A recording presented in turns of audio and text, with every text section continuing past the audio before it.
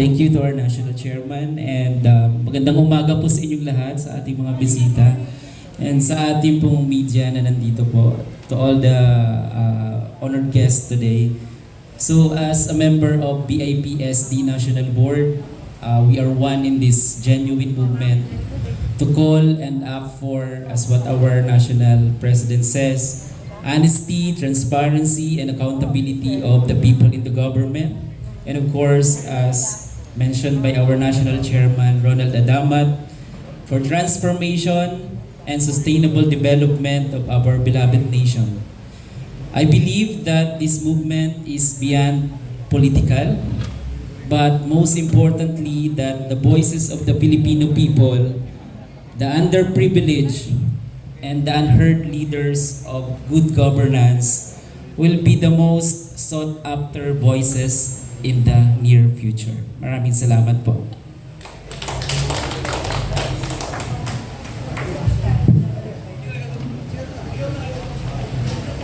Sa inyo lahat, mga minang-vlogger, mga reporter, at sa lahat po na bumubuo ng BIP, sa ating chairman, magandang umaga po sa inyo lahat. Bilang Secretary General ng Barangay Constitution of the Philippines, ito marahil ang dahilan kaya binuo po namin ito dahil sa nangyayari sa kasalukuyan sa ating bansa.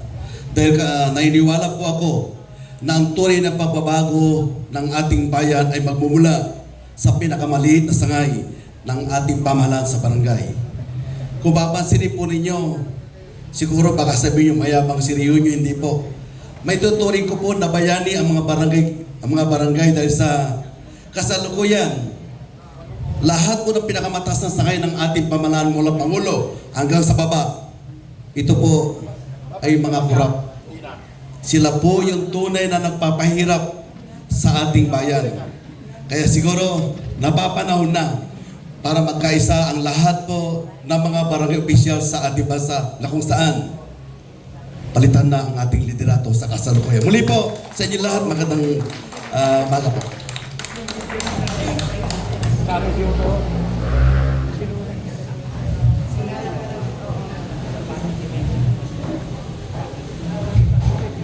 Magandang araw po sa ating lahat. Sa mga nasa presidential table, higit sa lahat yung ating yung ating media, mga vlogger. Ako po si Samuel Ramos.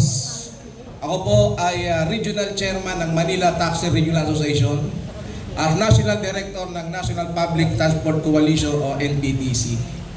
Ang amin pong mga driver na sumapi po sa BIPSD, Voice of Individual for the Filipino for Sustainable Development. Kami po ay laging laman ng lansangan noon. Ang aming hinaing, disiplinahin ang pulis at militar. Maraming salamat at disiplina naman. Ngayon, ang aming pong sektor, mula po sa padyak, motorcycle taxi, delivery, taxi, bus, UV van at mga truckers ay dumadanas ng abuso ng mga traffic enforcer sa barangay, sa LGU, sa MMDA at LTO. Ang hinaing namin, sana ang boses namin ay disiplinahin ito, lalo na rin po yung mga traffic enforcer ng LGU. Ako po may karanasan at marami napapanood ko sa inyo, abusado. Wala kaming kasalanan, tsaka ka na magreklamo sa adjudication. Titikitan ko muna, pipirwisyuhin ka. Ako po, nangyari sa akin yun sa maling karatula ng Muntinlupa. Light vehicle, private only. Pag umikot daw ang taxi, kuli. Pero ang TODA, ang ADER at TNBS hindi. Taxi lang. At ako po mismo pinaginitan at ang taxi ko, in-impound. Yan po ay abusado ng mga traffic enforcer. Iba't iba pa. Marami. Ngayon, sa sustainable development naman, ako po, dati, ang aming mga taxi puti ay halos mamatay, mawala. Dahil nagkaroon ng motorcycle taxi. Ngayon, may tumulong sa aking malayaman at investor. Dumating ang mga electric taxi. Ang naging problema, wala po kaming mga charging station. Ano po tinugtungan po namin para maging sustainable ang development? Yung pong EV-DALO, Electric Vehicle Industry Development Act o Republic Act 11697. Sana tulungan kami ng local government o tulungan yung mga investor sapagkat kinakapos sila sa mga charging station. Nag-develop po kami ng regional taxi, regional TNBS, at regional minibus. Pattern po yung ginawa ng DOTR and DFRB na MOSEP. Ngayon, ako po yung ordinaryong driver lang.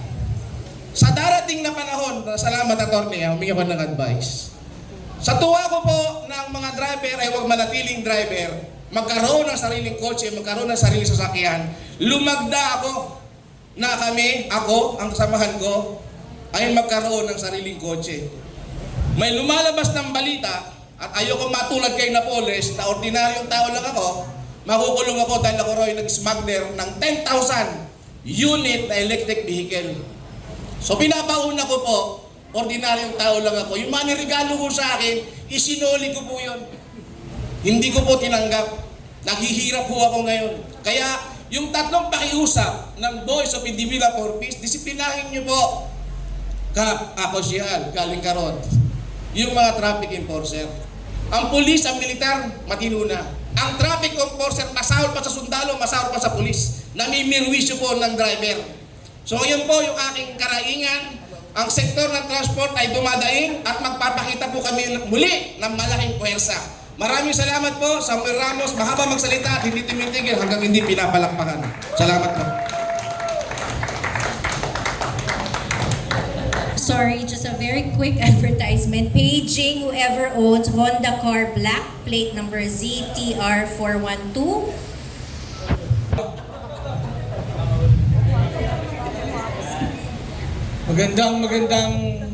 Magandang lalaki ho ako sa inyong lahat. Unang-una, nagpapasalamat ako at tayo po ay hinirang at pinili ni Commissioner at ang ating chairman ng BIPSD, Commissioner Ronald Adamat. Alam niyo po si Commissioner, natatandaan ko, nakasama ko po yan sa forum kay former President Duterte. Kami po ay parehong presidential appointee. Pero siya ay nakilala, i-share ko lang, ay kung natatandaan nyo, siya yung nagsalita ng over my dead body. No? Kasi that time, parang ang gusto ng mga makakaliwa, pinagtatanggal lahat yan eh. Si Ronnie, Kotsehan, pinagtatanggal yung mga nakaposisyon, binigyan ng posisyon yung mga kaliwa, pero pinagtatanggal lahat yan. Ang ginawa naman nila, ang plano nila, pabagsakin si Tatay Digong that time. So nagkaroon naman kami ng isang assembly ng mga pulong. Kung natatandaan nyo yung MRRD, NECC, isa po tayo sa mga miyembro nun at tayo po ang NCR chairman ng Metro Manila. No? Isa din po ako dun sa nanguna, no? Every time na mayroong magkakaroon ng mga pagtatangka kay Tatay Digong, kasama ko yan si Dang, no, ang buong MRRD. Ako po yung front liner pagka mayroong mga rally, tinatapatan natin yung mga makakaliwa. Ayan na, umuulan na. Okay. Naging appointee po ako ni Tatay Digong sa DAR at saka sa DILG. Tama po yung sinasabi, no, ni Konsehal Ronnie, hindi lamang yan sa DPWH. Ako po nasa DILG, may mga data kami, no, kung bakit kami napunta sa DAR, kung bakit ako napunta sa DAR, kasi inalis kami sa DILG dahil doon sinumplong namin yung mga tiwali, no, yung mga hindi magagandang ginagawa dyan sa DILG. Napakadami. Hindi lang yung DPWH. Ako ang sinasabi ko nga, yung mga sinasabi nilang institutional knowledge, yung mga matatagal na sa gobyerno, yan po ang mga tunay na mga korap sa gobyerno. Pagka may bago, katulad natin, nung in-appoint po tayo sa gobyerno, bago tayo, ang tawag sa amin, Mga bakasyonista lang yan. Mawawala din yung mga yan.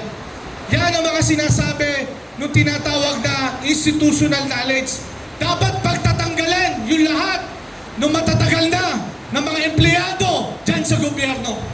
Dahil sa kanila nagsisimula yung pagtuturo ng mga tiwali sa gobyerno. So, nung nasa DART naman kami, unang-una rin ako tinanggal nung minura ni Tatay Digong itong bangag na presidente natin. Ang unang-unang tinanggal, alam ko po, ang Davao Regional Director. Tapos, isinod na yung mga Duterte na mga nakapwesto. Ano ba ang ginagawa ko sa DAR? Wala.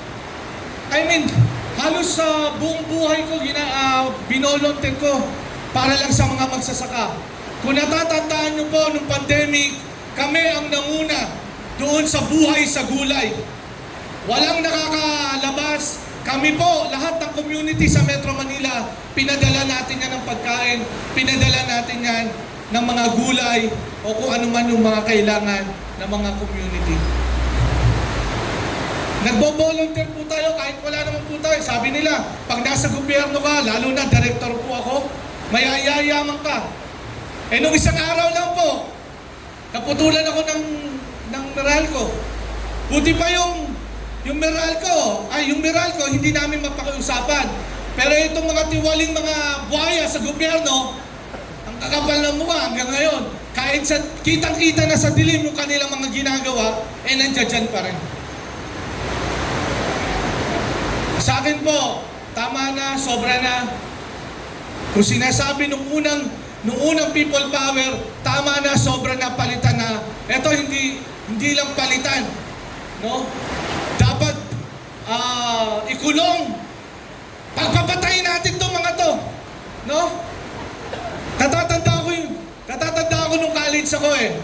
Tinanong ako ng isang professor, Mr. Jesta, ano ang maiaambag mo sa bansa natin para tumino at maging maganda at maging maayos? Natatandaan ko to. Alam niyo po, sabi ko, tingin ko ito mangyayari na. Ang sabi ko doon sa professor ko, lahat ng tao, pati ako, patayin nyo na rin. Bakit? Itira natin yung bagong henerasyon na mga, sabihin na natin 1 taon hanggang 10 taon o kung ilang taon yan. Pero may mga ilan tayo, no, ng mga tao na ititira. Katulad ni Chairman Adamat. Itira natin si Dr. Richard Marta, no? Si Konsehal. Alam niyo po, nagpatinuto. Kung natatandaan niyo po, nasa DILG ako. Ako po ang head ng Urban Purnon sa DILG. Marami po tayong leader dyan sa Batasan. Bakit? Halos lahat tayo meron ng pag-iisip ng hindi maganda. Sabi ng professor ko, napakawalang ya mo. Pati ba naman tayo? Hindi, joke lang po yun. Pero eto na po yung eto, nakikita na natin yung pinaka worst na nangyayari sa bansa natin, sa Pilipinas. Hindi na maganda. Sobra na, palitan na. Pagpapakulungan yan o kinakailangan, bitayin yan. Muli, una-una nagpapasalamat ako doon sa mga kasama kong direktor, Sir Sam, Sir Rolly, Sir Erwin, lahat, Sir Nino, at saka kay Sir Ray. Yan po mga matitibay na mga direktor na pinili ng BIPSD. At tingin ko, tama po na simula pa lang to at magpaparami tayo para sa mga susunod na laban natin dito sa ating bansa. Muli, salamat din sa mga umaten ng Urban Port ng Quezon City sa nandiyan dyan. Taas po ang kamay, yan, si Aling Mercy. Ang mga taga Bulacan, nandiyan si Eric Angeles. Mga taga Caloocan, Joel Garcia, no? At saka yung mga operator ko na nakasama sa iba't ibang lugar ng bansa. Ngayon, magmi-meeting kami, no, ng mga operator. Gusto namin maglagay ng mga politiko sa ating lalo na sa barangayan hanggang sa national, magmi-meeting kami para pumili ng mga tamang leader, no, sa 2026 sa barangay hanggang sa 2028. Of course, walang duda, BP Sara, no? Simula pa noon hanggang ngayon, titindigan namin ang mga Duterte dahil sila lang, no, ang nakita namin na pamilya, na mga namuno sa ating bansa na mayroon talagang tunay na pagbabago. Muli, maraming salamat at magandang hapon sa inyong lahat.